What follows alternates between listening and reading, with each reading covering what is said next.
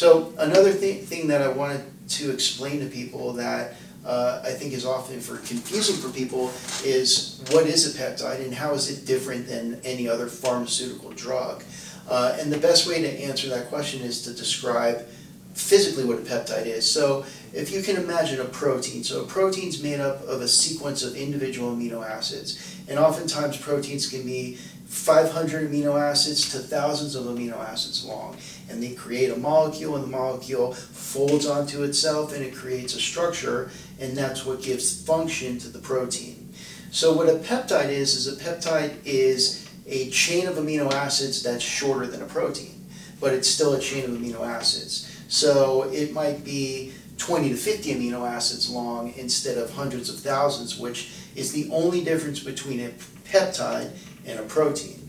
Now, several decades ago, they discovered that your body uses these peptides, these short proteins or these small chains of amino acids, to signal your body to do different types of things. So there's a whole class of peptides called growth hormone stimulating peptides. And what those peptides do is they mimic the same peptides in your own body that attach to receptors on your pituitary gland, telling your pituitary gland to release growth hormone.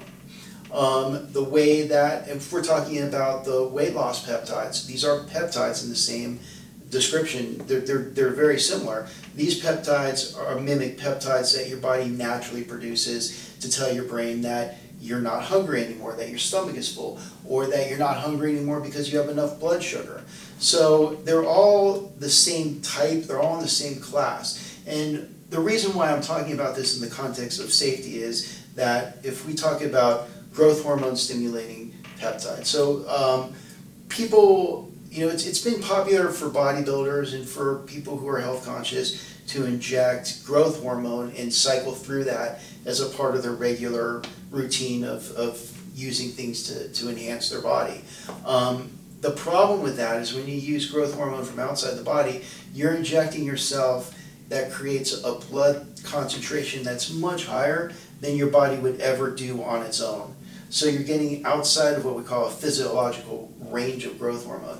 When we use a growth hormone stimulating peptide like ipamorelin, tesamorelin, CJC, these are some common growth hormone stimulating peptides, the max that you're ever going to get in your blood concentration is the max that your body's able to produce through its pituitary naturally on its own. So you're not getting outside of what we call a physiological range, and so that keeps the safety profile much tighter because you don't have this extra artificial amount of something that's in your body. The other thing that makes peptides safe is, like I said, they mimic your body's own naturally occurring peptides. So they're not creating a new drug in a laboratory that has a unique molecular structure to it that could, we might find out down the road that that's actually toxic to your body, much like bioidentical hormones like testosterone and like estrogen. These are things that are already in your body, and all we're doing is just increasing the concentration of it so that we're signaling to your body